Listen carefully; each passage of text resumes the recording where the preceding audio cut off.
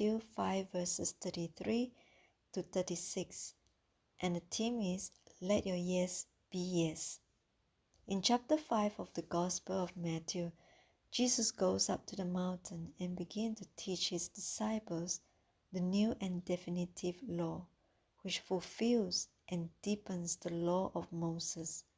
In today's reading, Jesus instructs his disciples not to take oaths or swear by heaven, the earth, the city of Jerusalem, or even their own heads. Instead, he teaches them that they should say yes when they mean yes and no when they mean no. Anything beyond this comes from evil. In the Old Testament, God's people were taught never to break an oath sworn to the Lord. However, Jesus instructs his disciples not to swear or take oaths lightly. He does not forbid necessary oaths, such as those required for court testimony or other legal matters by civil authorities. Rather, he teaches that whenever an oath is taken, one must always speak truthfully. Casual, manipulative, or false swearing is condemned according to Catholic teaching.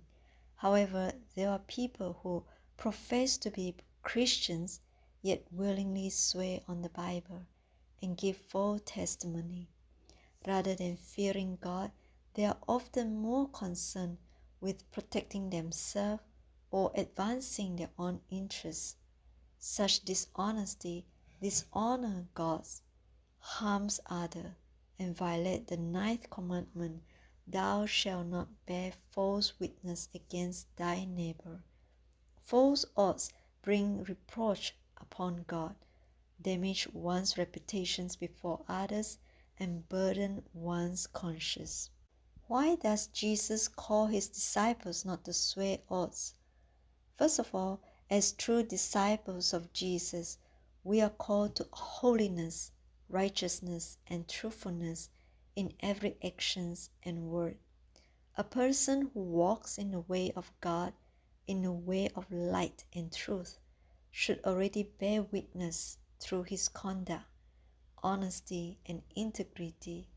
His words should be trustworthy on their own, making oaths unnecessary.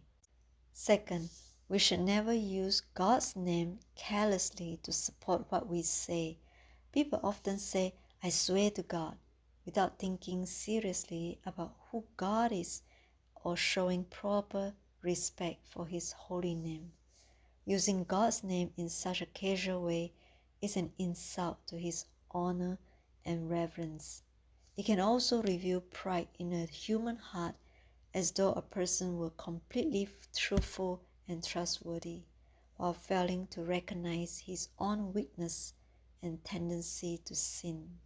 Third, we must not swear by God's name in falsehood or challenge him, for he is the Lord of heaven and we are his creatures. To do so is to place oneself above God, and whoever uses his holy name to support falsehood brings a curse upon himself. My dear brothers and sisters in Christ, let us be true Christians, conducting ourselves with integrity and honesty. May every word we speak and every actions we take be reliable and trustworthy.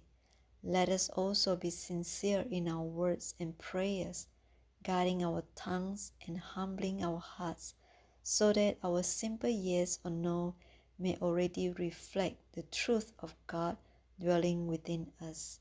Thank you and God bless.